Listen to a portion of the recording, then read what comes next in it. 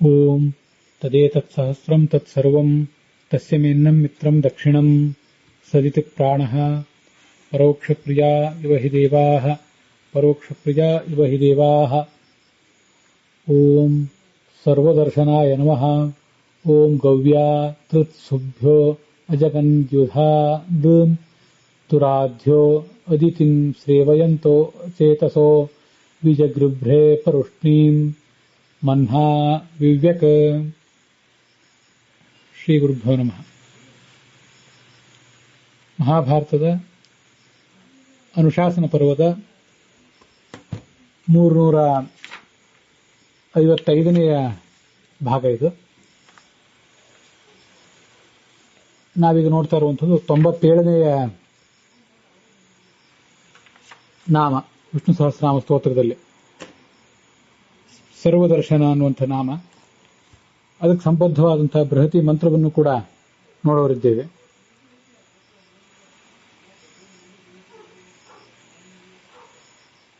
ಸರ್ವದರ್ಶನ ಎಂಬ ಶಬ್ದಕ್ಕೆ ಏನು ಅರ್ಥ ಅನ್ನೋದನ್ನ ಮೊದಲು ನೋಡೋಣ.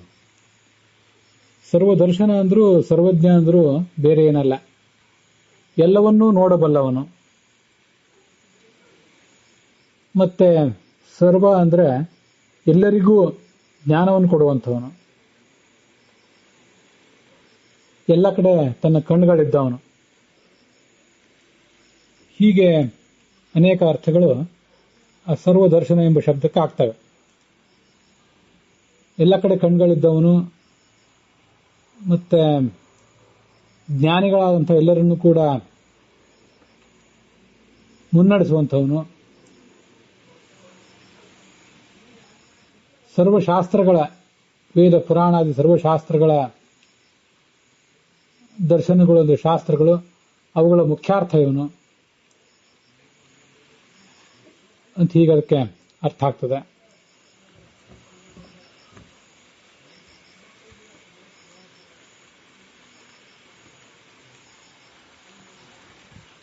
ದರ್ಶ ಅಂದ್ರೆ ಮೇಲ್ನೋಟಕ್ಕೆ ಕಾಣುವಂತಹ ಅರ್ಥ. ಮೇಲ್ನೋಟಕ್ಕೆ ಕಾಣುವಂತಹ ಅರ್ಥವನ್ನೇ ಸಿದ್ಧಾಂತವನ್ನಾಗಿ ಮಾಡಿಕೊಂಡಿರುವಂತಹ ದುರ್ಮತಗಳು, ಅವುಗಳೇ ದರ್ಶಗಳು. ಅವುಗಳೆಲ್ಲವನ್ನೂ ಕೂಡ ನಾಶಯತಿ. ಈ ಕಾರಣದಿಂದ ಸರ್ವದರ್ಶನ ಎಲ್ಲ ದುಷ್ಟ ಸಿದ್ಧಾಂತಗಳನ್ನು, ವೇದ ವಿರುದ್ಧವಾದಂತಹ ಅಭಿಪ್ರಾಯಗಳನ್ನೆಲ್ಲ ನಾಶಪಡಿಸಿ ವೇದಾದಿಗಳ ಅರ್ಥವನ್ನು ಜಗತ್ತಿಗೆ ಕೊಡುವಂಥವನು. ಅದಕ್ಕಾಗಿ ಆತ ಸರ್ವದರ್ಶನ. ಹೀಗೆ ಅನೇಕ ಅರ್ಥಗಳಾಗಬಹುದು. ಈ ಬೃಹತಿ ಮಂತ್ರಕ್ಕೆ ಸಾಯಣಾಚಾರ್ಯರು, ರಘುನಾಥ ತೀರ್ಥರು ಮತ್ತು ಭಗವಂತಾಚಾರ್ಯರು ಏನು ಅರ್ಥಗಳನ್ನು ಹೇಳಿದ್ದಾರೆ ಅಂತ ಅನ್ನೋದನ್ನು ನೋಡೋಣ. ಮತ್ತೆ ಈ ಬೃಹತಿ ಮಂತ್ರ ಈ ಸರ್ವದರ್ಶನ ಅನ್ನುವ ನಾಮವನ್ನು ಹೇಗೆ ವ್ಯಾಖ್ಯಾನಿಸಿದೆ ಅಂತ ಅನ್ನೋದನ್ನು ಕೂಡ ಈಗ ನೋಡೋಣ. ಇಂದ್ರ ದೇವತೆ ಅಥವಾ ಇಂದ್ರ ನಾಮಕನಾದಂಥ ಪರಮಾತ್ಮ ಅವನೇನ್ ಮಾಡಿದ ಅಂತ ಅನ್ನೋದನ್ನ ಇಲ್ಲಿ ವರ್ಣನೆ ಮಾಡ್ತಾರೆ. ರಘುನಾಥ ತೀರ್ಥರ ವ್ಯಾಖ್ಯಾನದಲ್ಲಿ ಅಯಂ ಇಂದ್ರ, ಈ ಭಗವಂತ ಅಥವಾ ಇಂದ್ರ ದೇವತೆ, ದೇವರಾಜ, ಈ ಗೋವುಗಳ ಹಿಂಡನ್ನು ದೈತ್ಯರು ಏನು ಕದ್ದಿದ್ರು ಅವುಗಳನ್ನ ಬಿಡಿಸಿಕೊಂಡು ಬಂದ. ಗೋಸವ ಅಂತ ಒಂದು ಯಜ್ಞ, ಗೋವುಗಳನ್ನು ಉಪಯೋಗ ಮಾಡಿಕೊಂಡು ಮಾಡುವಂಥ ಒಂದು ಯಜ್ಞ. ಆ ಯಜ್ಞಕ್ಕೆ ಭಂಗ ತರಬೇಕು ಅನ್ನುವ ಉದ್ದೇಶದಿಂದ ಗೋವುಗಳನ್ನೆಲ್ಲ ಅಪಹರಿಸಿ ಅವುಗಳನ್ನು ಎಲ್ಲೆಲ್ಲೋ ಓಡಿಸಿಬಿಟ್ಟಿದ್ರು. ಅವು ಕೈಗೆ ಸಿಗದಂತಾಗಿದ್ದವು. ಅಂಥ ದುಷ್ಟರಾದಂಥ ಪರಪೀಡಕರಾದಂಥ ದೈತ್ಯರೇನಿದ್ದಾರೆ, ಕಳ್ಳರು ಮೊದಲಾದವರು, ಅವರನ್ನೆಲ್ಲ ಹಿಮ್ಮೆಟ್ಟಿಸಿ ಈ ಇಂದ್ರ ಆ ಗೋವುಗಳನ್ನೆಲ್ಲ ಮತ್ತೆ ಒಗ್ಗೂಡಿಸಿದ. ಮತ್ತೆ ಅಲ್ಲಿರುವಂಥ ಆ ಕಳ್ಳ ಪುರುಷರು ದುಷ್ಟರೇನಿದ್ದಾರೆ ಅವರೆಲ್ಲರನ್ನೂ ಕೂಡ ಯುದ್ಧದಲ್ಲಿ ಅವನು ಕೊಂದು ಹಾಕಿದ. ತನ್ನನ್ನು ಕುರಿತು ನಡಿಬೇಕಾದಂತಹ ಯಜ್ಞ ಇದು, ಗೋಸವ ಅನ್ನುವ ಯಜ್ಞ. ಅದಕ್ಕಾಗಿ ಆ ಗೋವುಗಳೆಲ್ಲವೂ ಮತ್ತೆ ತನ್ನ ಬಳಿಗೆ ಬರುವಂತೆ ಮಾಡಿದ. ಈ ಇಂದ್ರನನ್ನು ಕುರಿತಾಗಿ, ಇಂದ್ರನನ್ನು ಪೂಜಿಸಲಿಕ್ಕಾಗಿ ಯಾರೋ ಒಬ್ಬ ಋಷಿ ಅಥವಾ ಒಬ್ಬ ರಾಜ ಈ ಯಜ್ಞವನ್ನು ಮಾಡ್ತಿರ್ತಾನೆ. ಆ ರಾಜನ ಅಥವಾ ಋಷಿಯ ಅನುಗ್ರಹಕ್ಕಾಗಿ ಇದನ್ನೆಲ್ಲ ಈ ಇಂದ್ರ ಮಾಡಿದ ಅಂತ ಅರ್ಥ.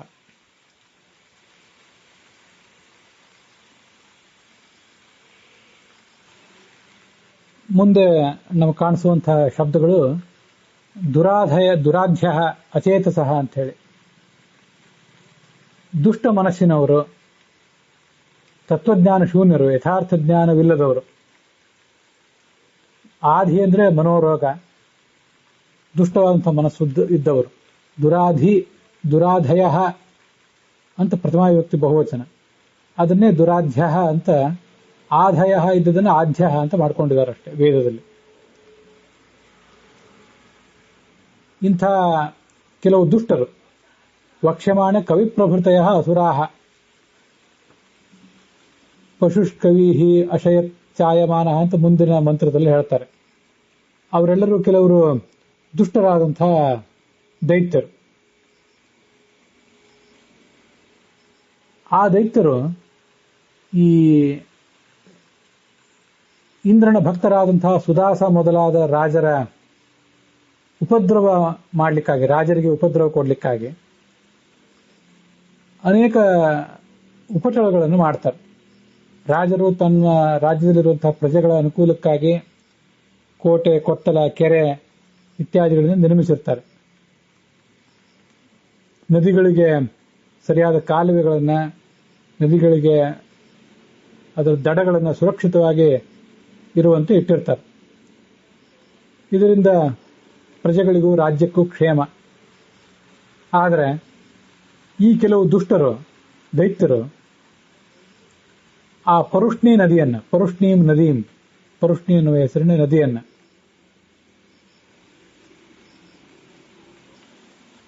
ಸಚತಾ ಪರುಷ್ಣ್ಯ ಅಂತ ಹೀಗೆ ನದಿ ಬರ್ತದಲ್ಲ, ಆ ನದಿಯನ್ನ ಪರುಷ್ಣಿ ಅನ್ನುವುದು ವೈದಿಕ ನಾಮ. ಪುರಾಣಗಳಲ್ಲಿ ಅದಕ್ಕೆ ಇರಾವತಿ ಅಂತ ಹೇಳ್ತಾರೆ. ಈಗ ಅದನ್ನ ರಾವಿ ನದಿ ಅಂತ ಹೇಳ್ತಾರೆ. ಆ ನದಿಯ ದಡ ಸುರಕ್ಷಿತವಾದ್ದೇ, ಗಟ್ಟಿಮುಟ್ಟಾದದ್ದೇ. ಆದರೆ ಇವರು ಅದನ್ನೆಲ್ಲ ಒಡೆದು ಹಾಕಿದ್ರು, ಈ ದೈತ್ಯರು. ನದೀ ಕೂಲಂ ಬಿಭಿದುಹು, ರಘುನಾಥ ತೀರ್ಥರ ವ್ಯಾಖ್ಯಾನ. ಆಗ ಈ ಭಗವಂತ, ಈ ಇಂದ್ರ, ಆ ಸುಧಾಸ ಮೊದಲಾದ ಭಕ್ತರ ಅನುಗ್ರಹಕ್ಕಾಗಿ ತನ್ನ ಮಹಿಮೆಯಿಂದ ಅಲ್ಲಿ ವ್ಯಕ್ತನಾಗಿ ಎಲ್ಲ ದೃಷ್ಟಿಗೂ ಗೋಚರನಾಗಿ ಆ ದುಷ್ಟರನ್ನ ಕೊಂದುಹಾಕಿ ಪ್ರಜೆಗಳಿಗೆ ಕ್ಷೇಮವನ್ನು ಮಾಡಿದ. ಮಹಿಮ್ನಾ ಅವಿವ್ಯಕ್, ತನ್ನ ಮಹಿಮೆಯಿಂದ ಅಲ್ಲಿ ವ್ಯಕ್ತನಾದ, ಎಲ್ಲರ ದೃಷ್ಟಿಗೂ ಕೂಡ ಗೋಚರನಾಗುವಂತಾದ ಅಂತ ವೇದಮಂತ್ರ ಹೇಳ್ತದೆ. ಸರ್ವ ದರ್ಶನ ಅಂದ್ರೂ ಅದೇ, ಎಲ್ಲಾ ಜನರಿಗೂ ಕೂಡ ದರ್ಶನವನ್ನು ಕೊಟ್ಟ ಈ ದೇವ. ಅದಕ್ಕಾಗಿ ಆತನನ್ನು ಸರ್ವದರ್ಶನ ಅಂತ ವಿಷ್ಣು ಸಹಸ್ರನಾಮ ಹೇಳಿದೆ. ಅದರ ಅರ್ಥವನ್ನೇ ಈ ಬೃಹತಿ ಮಂತ್ರ ಕೂಡ ವ್ಯಾಖ್ಯಾನ ಮಾಡಿದೆ. ಇದು ಸಾಯಣಾಚಾರ್ಯರ ಮತ್ತೆ ರಘುನಾಥ ತೀರ್ಥ ಸ್ವಾಮಿಗಳ ಅರ್ಥ. ಇದಕ್ಕಿಂತ ಭಿನ್ನವಾಗಿ ಅಧ್ಯಾತ್ಮಪರವಾದಂತಹ ಅರ್ಥವನ್ನ ಭಗವಂತಾಚಾರ್ಯರು ವರ್ಣನೆ ಮಾಡ್ತಾರೆ. ಅದರ ಅರ್ಥವನ್ನ ನಾವೀಗ ಮುಂದೆ ನೋಡೋಣ. ಅದಲ್ಲದೆ ಈ ಸರ್ವದರ್ಶನ ಎಂಬ ಶಬ್ದಕ್ಕೆ ಹೊಂದಿಕೊಂಡಂತೆ ಭಗವಂತಾಚಾರ್ಯ ದೃಷ್ಟಿಯಲ್ಲಿರುವಂತಹ ವೇದ ಮಂತ್ರ ನ್ಯರ್ಥಂ ಪರುಷ್ಣೀಮಾಶುಷ್ಟೇನ ಅಭಿತ್ವಂ ಜಗಾಮ ಸುದಾಸ ಇಂದ್ರ ಸುತುಕಾಂ ಅಭಿತ್ರಾ ರಂಧನಯನ್ ಮಾನುಷೇವತ್ ಬೇರೆ ಮಂತ್ರ ಇದೆ. ಅದರ ಅರ್ಥವನ್ನು ನಾವು ಮುಂದೆ ನೋಡೋಣ. ಈ ಸದ್ಯ ನೋಡ್ತಾ ಇರುವ ಮಂತ್ರಕ್ಕೆ ಭಗವಂತಾಚಾರ್ಯ ಏನು ಅರ್ಥ ಬರೆದಿದ್ದಾರೆ ಅಧ್ಯಾತ್ಮಪರವಾಗಿ, ಆ ಅರ್ಥವನ್ನೇ ನಾನು ಕೂಡ ಈ ಹಿಂದಿನಂತೆಯೇ ಬಹುತೇಕ ಅವಲಂಬಿಸಿದ್ದೇನೆ. ಸ್ವಲ್ಪ ಅಲ್ಲಲ್ಲಿ ಶಬ್ದಗಳಿಗೆ ಬದಲಾವಣೆ ಮಾಡಿಕೊಂಡಿದ್ದೇನೆ, ಅನ್ವಯ ಕ್ರಮ ಬದಲು ಮಾಡಿಕೊಂಡಿದ್ದೇನೆ. ಆ ಅರ್ಥವನ್ನ ಈ ಮುಂದಿನಂತೆ ನೋಡೋಣ. ಮಂತ್ರ ಗವ್ಯ ತೃತ್ಸುಭ್ಯೋ ಅಜಗಾನ್ ಯುಧಾನ್ರನ್ ಅಂತ ಪ್ರಾರಂಭ ಕಂಡಿದೆ. ಆದರೆ ನಾನು ಆ ಸಾಲುಗಳನ್ನು, ಆ ಮೊದಲನೇ ಕೆಲವು 4-6 ಶಬ್ದಗಳನ್ನು ಕೊನೆಗೆ ಇಟ್ಕೊಂಡಿದ್ದೇನೆ. ದುರಾಧ್ಯ ಅಲ್ಲಿಂದ ನನ್ನ ಅನ್ವಯಾರ್ಥ ಮತ್ತೆ ಭಾವಾರ್ಥ ಪ್ರಾರಂಭ ಕಾಣ್ತದೆ. ದುರಾಧ್ಯ ಅಂದರೆ ದುರ್ಮತಯ, ದುರ್ಮನಸಃ. ಅದು ಭಗವಂತಾಚಾರ್ಯರು ಹೇಳಿದಂಥ ಅರ್ಥ, ಮತ್ತೆ ರಘುನಾಥ ತೀರ್ಥರು ಹೇಳಿದಂಥ ಅರ್ಥ. ಅಚೇತಸಃ ಅಂದರೆ ಚೇತಸ್ ಅಂದರೆ ತತ್ವಜ್ಞಾನ, ಯಥಾರ್ಥ ಜ್ಞಾನವಿಲ್ಲದವರು, ದುಷ್ಟ ಬುದ್ಧಿಯವರು ಮತ್ತು ಯಥಾರ್ಥ ಜ್ಞಾನವಿಲ್ಲದಂತಹ ದೈತ್ಯರು. ಪರುಷ್ಣಿ ಅಂದರೆ ನಾವೊಂದು ನದಿ ಅಂತ ಈಗ ನೋಡಿದೀವಲ್ಲ, ಆ ನದಿ ಅಲ್ಲದೆ ಇವರೀಗ ಭಗವಂತಾಚಾರ್ಯರು ತಿಳಿಸುವಂತಹ ಅರ್ಥದಂತೆ ಪರುಷ್ಣಿ ಮತ್ತು ಅದಿತಿ ಎನ್ನುವುದು ಎರಡೂ ಕೂಡ ವಿಶೇಷಣಗಳು. ಪರುಷ್ಣಿ ಅನ್ನೋದು ವಿಶೇಷಣ, ಅದಿತಿ ಅನ್ನೋದು ವಿಶೇಷ್ಯ. ರಘುನಾಥ ತೀರ್ಥರು ಹೇಳಿದ ಅರ್ಥದಲ್ಲಿ ಅದಿತಿ ಎಂಬುದು ವಿಶೇಷಣ, ಪರುಷ್ಣಿ ಎನ್ನುವುದು ವಿಶೇಷ್ಯ. ಅದಿತಿ ಅಂದರೆ ಒಡೆದು ಹಾಕಲಾಗದಷ್ಟು ಗಟ್ಟಿಮುಟ್ಟಾದದ್ದು, ಪರುಷ್ಣಿ ಅಂದರೆ ನದಿ. ಇದು ರಘುನಾಥ ತೀರ್ಥರು ಹೇಳಿದಂಥ ಅರ್ಥ. ಭಗವಂತಾಚಾರ್ಯ ಹೇಳಿದ ಅರ್ಥದಲ್ಲಿ ಪರುಷ್ಣಿ ಅಂದರೆ ಪರಮ ಉಷ್ಣವಾದದ್ದು. ಅವರು ಪರಮ ಉಷ್ಣ ಅಂದ್ರೆ ಏನು? ಬಿಸಿಯಾದದ್ದ ಯಾಕೆಂದ್ರೆ ಅದಿತಿ ಎಂಬ ಶಬ್ದಕ್ಕೆ ವೇದವಾಕ್ಯ ಅಂತ ಅರ್ಥವನ್ನ ಭಗವಂತ ಆಚಾರ್ಯರು ಹೇಳ್ತಾರೆ. ಈ ವೇದವಾಕ್ಯವು ಪರಮ ಉಷ್ಣವಾಗುವುದು ಅಂದ್ರೆ ಏನರ್ಥ? ಅದಕ್ಕೆ ಅವರ ಅರ್ಥನೇನು ಬರೆದಿಲ್ಲ, ಹೀಗೆ ಅವ್ರ ತಾತ್ಪರ್ಯ ಇದ್ದಿರಬೇಕು. ಪರಮ ಹಿತಕರಿ ಅಂತ ಅದಕ್ಕೆ ನಾನು ಅದನ್ನು ವ್ಯಾಖ್ಯಾನ ಮಾಡ್ಕೊಂಡಿದ್ದೇನೆ. ಈ ಇಂಗ್ಲಿಷಿನಲ್ಲಿ ನಾವು ವಾರ್ಮ್ ಅಂತ ಹೇಳ್ತೀವಿ. ವಾರ್ಮ್ ಅಂದ್ರೆ ಬೆಚ್ಚಗಿರುವಂಥದ್ದು, ಹಿತಕರವಾದದ್ದು ಅಂತ ಅರ್ಥ. ವಾರ್ಮ್, ವೆಲ್ಕಮ್ ಇತ್ಯಾದಿ ಹೇಳ್ತಿರ್ತಾರೆ. ಅದರಂತೆ ವೇದವಾಕ್ಯವು ಕೂಡ ಪರಮ ಉಷ್ಣವಾಗಿರುವುದು ಅಂದ್ರೆ ಏನರ್ಥ? ಪರುಷ್ಣಿ ಅಂದ್ರೆ ಪರಮ ಉಷ್ಣವಾಗಿರುವುದು. ಪರಮ ಉಷ್ಣವಾಗಿರುವುದು ಅಂದ್ರೆ ಎಲ್ರಿಗೂ ಕೂಡ ಹಿತಕರವಾದಂತಹ ಅನುಭವವನ್ನು ಕೊಡುವಂಥದ್ದು, ಅದನ್ನು ಓದಿದಾಗ ಅಂತಂದ್ರೆ ತಾತ್ಪರ್ಯ. ಈಗ ತಿಳ್ಕೋಬಹುದು. ಅಂತಹ ಅದಿತಿ ಅಂದ್ರೆ ವೇದವಾಕ್ಯವನ್ನ ಶ್ರೇವಯಂತಹ, ಅಲ್ಲಿ ನದಿ ತೀರ ಎಲ್ಲ ಸೋರಿ ಹೋಗುವಂತೆ ಮಾಡುವ ಪ್ರಯತ್ನ ದುಷ್ಟರದಾಗಿತ್ತು. ಇಲ್ಲಿ ಈ ವೇದವಾಕ್ಯದ ಮೂಲಾರ್ಥ ಎಲ್ಲವೂ ಕೂಡ ಸೋರಿ ಹಾಳಾಗುವಂತೆ ಮಾಡುವ ಪ್ರಯತ್ನವನ್ನು ದೈತ್ಯರು ಮಾಡ್ತಾ ಇದ್ದಾರೆ. ಅದಕ್ಕಾಗಿ ವಿಜಗೃಭ್ರೆ, ವಿರುದ್ಧವಾಗಿ ಆ ವೇದಗಳನ್ನು ಅವರು ಗ್ರಹಿಸಿದ್ರು ದೈತ್ಯರು. ಮತ್ತೆ ತಾವು ಅದನ್ನು ತಪ್ಪಾಗಿ ತಿಳಿದಿದ್ದಲ್ಲದೆ ಜನರಿಗೂ ತಪ್ಪಾಗಿ ತಿಳಿಸಿದರು. ಈ ಸಂದರ್ಭದಲ್ಲಿ ದೇವ, ಅದು ದೇವ ಅಂತ ಮೂಲ ವೇದ ಮಂತ್ರದಲ್ಲಿಲ್ಲ, ನಾವು ಅದನ್ನು ಅಧ್ಯಾಹಾರದ ಮೂಲಕ ತಗೋಬೇಕು. ಆ ಭಗವಂತ ಮನ್ಹ ಅಂದ್ರೆ ಸ್ವಮಹಿಮ್ನ, ಮಹನ್ ಅಂತ ಶಬ್ದ, ಮಹಹ ಮನ್ಹಿ ಮಹಾನಿ ಅಂತ. ಅದರ ತೃತೀಯ ವ್ಯಕ್ತಿ ಏಕವಚನ, ಅದು ತನ್ನ ಮಹಿಮೆಯಿಂದ. ಅವಿವ್ಯಕ್, ಅವನು ಆ ಕಾರ್ಯಕ್ಷೇತ್ರದಲ್ಲಿ ಕಾರ್ಯಕ್ಷೇತ್ರವನ್ನು ವ್ಯಾಪಿಸಿದ. ಕಾರ್ಯಕ್ಷೇತ್ರ ಅಂತ ಸುಮ್ಮನೆ ನಮ್ಮ ಸ್ಪಷ್ಟೀಕರಣಕ್ಕಾಗಿ, ಯಾವ ಸ್ಥಳಕ್ಕೆ ಅವನು ಬರಬೇಕಾಗಿತ್ತೋ ಅಲ್ಲಿ ಬಂದ, ಅವತಾರ ಮಾಡಿದ ಅಂತ ಒಟ್ಟು ತಾತ್ಪರ್ಯ.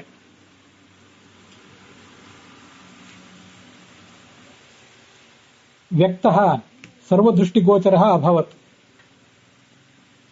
ಅದು ರಘುನಾಥ ಸ್ವಾಮಿಗಳು ಹೇಳಿದಂತಹ ಅರ್ಥನೇ ಆಗಿದೆ. ಸ್ವಮಹಿಮ ಪ್ರಕಾಶನೇನ ಸರ್ವದೃಷ್ಟಿಗೋಚರ ಅಭವತ್ ಅಂತ ಅವತಾರ ಮಾಡಿದ ಅಂತ ಅದರ ತಾತ್ಪರ್ಯವನ್ನು ತಿಳ್ಕೋಬಹುದು. ಅವಿವೇಕ ಅಂದ್ರೆ ವ್ಯಾಪ್ತನಾದ ಅನ್ನೋ ಅರ್ಥವನ್ನ ಭಗವಂತಾಚಾರ್ಯ ಹೇಳ್ತಾರೆ.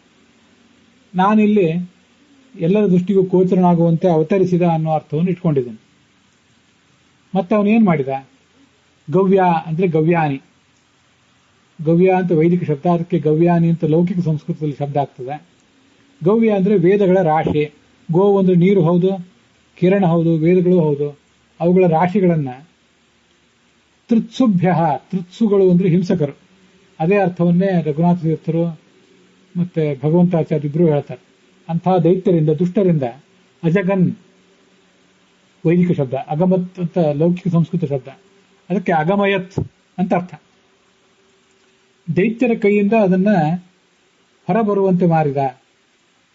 ದೈತ್ಯರ ಹಿಡಿತದಲ್ಲಿ, ದುಷ್ಟರ ಹಿಡಿತದಲ್ಲಿ ಶಾಸ್ತ್ರಗಳಿದ್ದವು, ಅವುಗಳನ್ನ ಅವರ ಕೈಯಿಂದ ಹೊರಬರುವಂತೆ ಮಾಡಿದ. ಮತ್ತೆ ಯುದ್ಧ ಮಾಡಿ ನೃನ್ ಯೋಧೃನ್ ಪುರುಷಾನ್, ಆ ಯೋಧರಾದಂತಹ ದುಷ್ಟರೇನಿದ್ದಾರೆ ಅವರೆಲ್ಲರನ್ನೂ ಕೂಡ ಅಜಗನ್ ಅಗಮಯತ್, ಈ ಲೋಕದಿಂದಲೇ ಅವರನ್ನು ತೊಲಗಿಸಿದ. ಈ ವೇದಗಳೆಲ್ಲವೂ ಕೂಡ ಚತುರ್ಮುಖ ಬ್ರಹ್ಮನ ಕೈಯಿಂದ ತಪ್ಪಿ ಹಯಗ್ರೀವ ಮೊದಲಾದ ಅಸುರರ ಕೈ ಸಿಕ್ಕಿಬಿಟ್ಟಿತ್ತು. ಅದನ್ನು ಭಗವಂತ ಬಿಡಿಸಿದ ಅನ್ನೋ ಅರ್ಥವನ್ನ ಭಗವಂತ ಆಚಾರ್ಯ ಹೇಳ್ತಾರೆ. ಹಾಗಾಗಿ ಯುದ್ಧ ಅಂದ್ರೆ ಜ್ಞಾನ ಯುದ್ಧ. ಭಗವಂತ ತಾನು ಗ್ರಂಥಗಳನ್ನು ರಚನೆ ಮಾಡಿ, ಬ್ರಹ್ಮಸೂತ್ರ, ಮಹಾಭಾರತ ಇತ್ಯಾದಿ ಗ್ರಂಥಗಳನ್ನು ರಚನೆ ಮಾಡಿ ಆ ವೇದಗಳಿಗೆ ಬಂದಂತಹ ಅಪವ್ಯಾಖ್ಯಾನಗಳನ್ನು ದೂರೀಕರಿಸಿದ ಅಂತ ಅರ್ಥ. ಅದಲ್ಲದೆ ನೃನ್ ಬ್ರಹ್ಮಾದಿ ದೇವತೆಗಳಿಗೆ ಯುಧ ಅಂದ್ರೆ ಜ್ಞಾನ ಯುದ್ಧೇನ, ಇದು ಭಗವಂತಾಚಾರ್ಯ ಬರೆಯುವಂತಹ ಅರ್ಥ. ಜ್ಞಾನ ಯುದ್ಧದಲ್ಲಿ ಅವರೆಲ್ಲ ತೊಡಗುವಂತೆ ಮಾಡಿದ. ಪರಮಾತ್ಮ ಶಾಸ್ತ್ರಗಳನ್ನು ರಚನೆ ಮಾಡಿದ, ಅದಕ್ಕೆ ಮುಂದಿನವರು ಅದಕ್ಕೆಲ್ಲ ವ್ಯಾಖ್ಯಾನ ಮಾಡಿದರು, ಜನರಲ್ಲಿ ಅದನ್ನು ಬಳಕೆಗೆ ತಂದರು. ಇದೇ ಅವರೆಲ್ಲರೂ ಆ ಜ್ಞಾನ ಯುದ್ಧದಲ್ಲಿ ತೊಡಗಿಕೊಳ್ಳುವಂತೆ ಭಗವಂತ ಮಾಡಿದ ಅರ್ಥ. ಎಲ್ರಿಗೂ ಜ್ಞಾನವನ್ನು ಕೊಟ್ಟ ಅಂತ ಅರ್ಥ. ಸರ್ವದರ್ಶನ ಎನ್ನುವ ಶಬ್ದಕ್ಕೆ ಸರ್ವೇಷಾಂ ದರ್ಶನಂ ಜ್ಞಾನಂ, ಎಲ್ಲರಿಗೂ ಮೊದಲು ಕಾಣುವಂತೆ ಅವತಾರ ಮಾಡಿದ. ಆಮೇಲೆ ಎಲ್ಲರಿಗೂ ಜ್ಞಾನವನ್ನೂ ಕೊಟ್ಟ. ಹಯಗ್ರೀವ, ದತ್ತ, ಮತ್ತೆ ಕಪಿಲ, ವೇದವ್ಯಾಸ ಇತ್ಯಾದಿ ರೂಪಗಳಿಂದ ಅನೇಕ ಬಾರಿ ಅವನು ಅವತಾರ ಮಾಡ್ತಾ ಇರ್ತಾನೆ. ಆ ಥರ ಇಲ್ಲಿಯೂ ಕೂಡ ಮಾಡಿದ ಅಂತ ಅದರ ತಾತ್ಪರ್ಯ. ಇದನ್ನೇ ಸರ್ವದರ್ಶನ ಎಂಬ ಶಬ್ದ ಹೇಳ್ತದೆ. ಬೃಹತಿ ಮಂತ್ರವು ಕೂಡ ಅದನ್ನು ವಿವರಿಸಿ ಹಾಗೆ ಹೇಳಿದೆ. ಅಪವ್ಯಾಖ್ಯಾನಗಳು ದೈತ್ಯರಿಂದ ಬಂದಿದ್ದವು. ಆ ದೈತ್ಯರು ಮಾಡುವಂತಹ ಅಪಾರ್ಥಗಳನ್ನೆಲ್ಲ ದೂರೀಕರಿಸಿ ತನ್ನವರಿಗೆ ಸರಿಯಾದಂತಹ ಜ್ಞಾನವನ್ನು ಬರುವಂತೆ ಮಾಡಿದ. ನಿಜವಾದ ಶ್ರದ್ಧಾ ಇದ್ದವರಿಗೆ ಜ್ಞಾನ ಬರುವಂತೆ ಮಾಡಿದ ಅಂತ ಬೃಹತಿ ಮಂತ್ರದ ಸಂಬಂಧ. ಆ ಬೃಹತಿ ಮಂತ್ರಕ್ಕೂ ವಿಷ್ಣು ಸಹಸ್ರನಾಮ ಸ್ತೋತ್ರದ ಸರ್ವದರ್ಶನ ಎಂಬ ಶಬ್ದಕ್ಕೂ ಇರುವಂಥ ಸಂಬಂಧ. ಭಾವಾರ್ಥ ಏನು? ದುರ್ಬುದ್ಧಿಗಳು, ತತ್ವಜ್ಞಾನ ಶೂನ್ಯರೂ ಆದಂತಹ ದೈತ್ಯರು ಎಲ್ಲರಿಗೂ ಹಿತಕರವಾದಂತಹ ವೇದರಾಶಿಯ ಮೂಲಾರ್ಥವನ್ನ ನಾಶ ಮಾಡಲಿಕ್ಕಾಗಿ ಅದನ್ನು ತಾವೂ ವಿರುದ್ಧವಾಗಿ ಗ್ರಹಿಸಿದರು, ಮತ್ತೆ ಜನರಿಗೂ ಹಾಗೆಯೇ ಬೋಧನೆ ಮಾಡಿದರು. ಮಹಾಮಹಿಮನಾದಂತಹ ಭಗವಂತ ಜನರೆಲ್ಲರಿಗೂ ವ್ಯಕ್ತನಾಗಿ ಅರ್ಥಾತ್ ಅವತರಿಸಿ ಕ್ರೂರಿಗಳಾದ ದೈತ್ಯರಿಂದ ಶಾಸ್ತ್ರಗಳನ್ನು ಬಿಡಿಸಿದ ಮತ್ತು ಅವರನ್ನ ಹೊಡೆದು ಓಡಿಸಿದ, ತನ್ನವರಿಗೆ ಜ್ಞಾನವನ್ನು ನೀಡಿದ ಅಂತ ಅದರ ಅನ್ವಯಾರ್ಥ ಮತ್ತು ಭಾವಾರ್ಥ. ಹೆಚ್ಚಿನ ಅರ್ಥ ಇಲ್ಲ, ಭಗವಂತಾಚಾರ್ಯ ಹೇಳಿದ ಅರ್ಥನೇ ಇದೆ. ಅದರ ಕೆಲವು ಶಬ್ದಗಳಿಗೆ ಅದರ ಅನ್ವಯಕ್ಕೆ ಮಾತ್ರ ನನ್ನ ಒಂದು ಸ್ಪರ್ಶ ಇದೆ. ಅದನ್ನು ವಿದ್ವಾಂಸರು ಪರಿಶೀಲಿಸಬೇಕು. ಭಗವಂತ ಸರ್ವದರ್ಶನ ಅಂದರೆ ಎಲ್ಲವನ್ನೂ ತಿಳ್ಕೊಂಡಂಥವನು. ವಿನಯವ ಅನ್ಯಪ್ರಸಾದೇನ ಪೂರ್ಣ ಸರ್ವಗುಣಾತ್ಮಕಂ ಪಶ್ಯನ್ ಅನುಭವತ್ತೇವ ಸ್ವರೂಪಂ ಕೇಶವ ಪ್ರಭು. ಪಶ್ಯತಿ ಅವ್ಯವಧಾನೇನ, ಯಾವುದೇ ಅಡೆತಡೆ ಇಲ್ಲದೆ ಈ ಜಡ ಚೇತನಾತ್ಮಕವಾದ ಜಗತ್ತನ್ನ ಸಾಕ್ಷಾದೇವ ಅಪರೋಕ್ಷಾತ್ ಪಶ್ಯತಿ ಸಹ ಕೇಶವ. ಬೃಹದಾರಣ್ಯಕ ಉಪನಿಷತ್ನಲ್ಲಿ ಬಂದಿರುವಂತಹ ಒಂದು ವೇದವಾಕ್ಯ ಇದು. ಉಪನಿಷತ್ ಭಾಷ್ಯದಲ್ಲಿ ಬಂದಿರುವಂತಹ ವೇದವಾಕ್ಯ. ಸನ್ನಿಧಾನೇ ಅಥವಾ ದೂರೇ, ಸಮೀಪದಲ್ಲಾಗಲಿ ದೂರದಲ್ಲಾಗಲಿ, ಕಾಲ ವ್ಯವಧಾನ ಇರಲಿ ಅಥವಾ ದೇಶ ವ್ಯವಧಾನ ಇರಲಿ, ಸ್ವಭಾವಾದ್ವಾ ವ್ಯವಹಿತೆ ನ ಅಶಕ್ತಿ ವಿದ್ಯತೆ ವಿಷ್ಣು. ಭಗವಂತನಿಗೆ ಯಾವುದೇ ರೀತಿಯಾದಂತಹ ಅಡೆತಡೆ ಅನ್ನುವುದಿಲ್ಲ.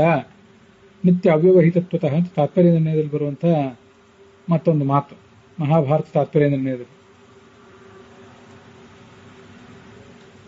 ಏಕಸ್ಸು ಪರ್ಣಸ್ಸ ಸಮುದ್ರಮಾವಿವೇಶ ಸ ಇದಂ ಭುವನಂ ವಿಚಷ್ಟೇ ಅಂತ ಒಂದು ಘರ್ಮ ಸೂಕ್ತ. ನಿತ್ಯ ನಾವು ಭಗವಂತನಿಗೆ ಅಭಿಷೇಕ ಮಾಡಲಿಕ್ಕೆ ಉಪಯೋಗ ಮಾಡುವಂತಹ ಒಂದು ಮಂತ್ರ. ಅಲ್ಲಿಯೂ ಸಮುದ್ರಶಾಹಿಯಾದ ಭಗವಂತ ಜಗತ್ತೆಲ್ಲವನ್ನು ನೋಡ್ತಾ ಇದ್ದಾನೆ ಅಂತ ವರ್ಣನೆ ಮಾಡಿದ್ದಾರೆ.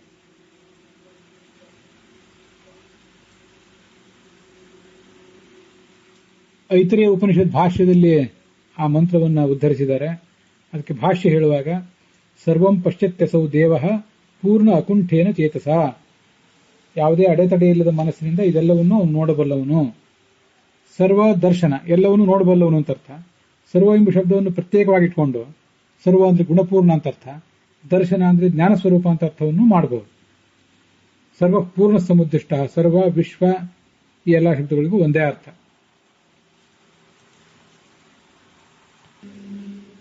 ಎಲ್ಲವನ್ನೂ ತಾನು ನೋಡಬಲ್ಲವನು ಅಂತ ಅರ್ಥ, ಮತ್ತೆ ಎಲ್ಲರಿಗೂ ಜ್ಞಾನವನ್ನು ಕೊಡುವವನು ಅಂತ ಇನ್ನೊಂದು ಅರ್ಥ. ಯಸ್ಮಾತ್ ಬ್ರಹ್ಮೇಂದ್ರ ರುದ್ರಾದಿ ದೇವತಾನಾಂ ಶ್ರೇಯೋಪಿ ಚ ಜ್ಞಾನಸ್ಫೂರ್ತಿ ಸದಾ ತಸ್ಮೈ ಹರಯೇ ಗುರವೇ ನಮಃ ಅಂತ ಈಶಾವಾಸ್ಯ ಉಪನಿಷತ್ತಿನ ಭಾಷ್ಯದ ಮಂಗಲಾಚರಣೆ, ಆಚಾರ್ಯರ ಮಂಗಲಾಚರಣೆ. ಹೀಗೆ ಸರ್ವರಿಗೂ ಜ್ಞಾನವನ್ನು ಕೊಡುವಂಥವನು.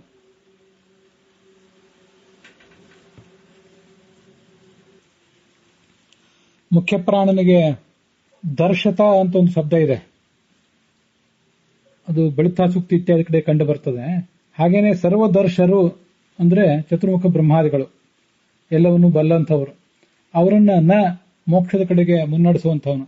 ಅದಕ್ಕಾಗಿ ಆತನನ್ನ ಸರ್ವದರ್ಶನ ಅಂತ ವರ್ಣನೆ ಮಾಡ್ತಾರೆ.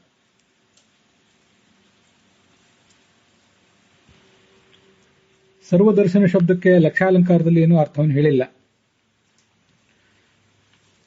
ವಿಶ್ವಾಕ್ಷಂ ವಿಶ್ವಶಂಭುವಂ ಅಂತ ಮಹಾನಾರಾಯಣ ಉಪನಿಷತ್ತನ್ನ ಶಾಂಕರ ಭಾಷೆಯಲ್ಲಿ ಉದ್ಧರಿಸ್ತಾರೆ. ಎಲ್ಲಾ ಕಡೆ ವ್ಯಾಪ್ತನಾದ್ರಿಂದ ಎಲ್ಲ ಕಡೆ ಅವನ ಕಣ್ಗಳಿವೆ. ವಿಶ್ವತಶ್ಚಕ್ಷುರುತ ವಿಶ್ವತೋ ಮುಖೋ ವಿಶ್ವತೋ ಬಾಹು ಅಂತ ವೇದ ಮಂತ್ರಗಳು ಅವನು ವರ್ಣನೆ ಮಾಡ್ತವೆ. ಸರ್ವದರ್ಶನ ತನ್ನ ಮಹಿಮೆಯನ್ನ, ತನ್ನ ಸರ್ವ ಮಹಿಮೆಯನ್ನು ಜ್ಞಾನಿಗಳಿಗೆ ತೋರಿಸ್ತಾನೆ.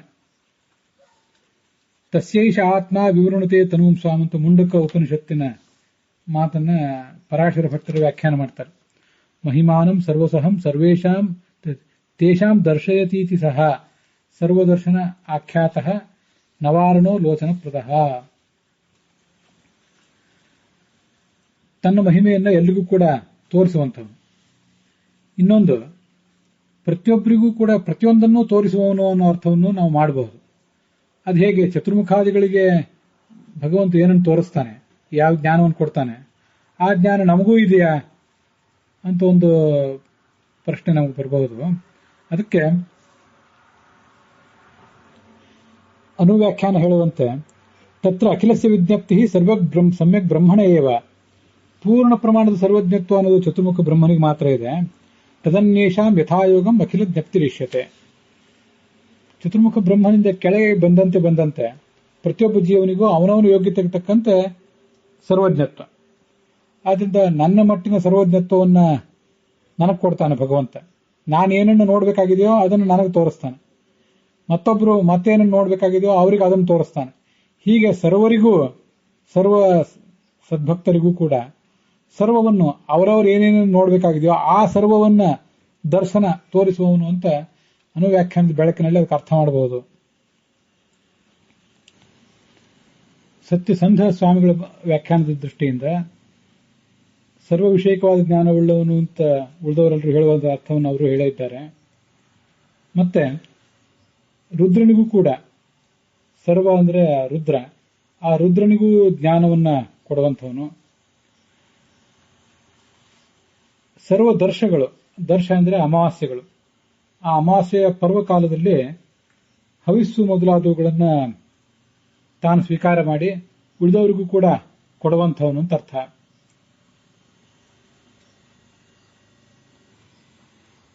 ಸರ್ವೇಚತೆ ದರ್ಶಾಶ್ಚ ಅಮಾವಾಸ್ಯಾಶ್ಚ ತೇಷು ಹವಿರಾಧಿಕಂ ನಯತೀತಿ ಸರ್ವದರ್ಶನ.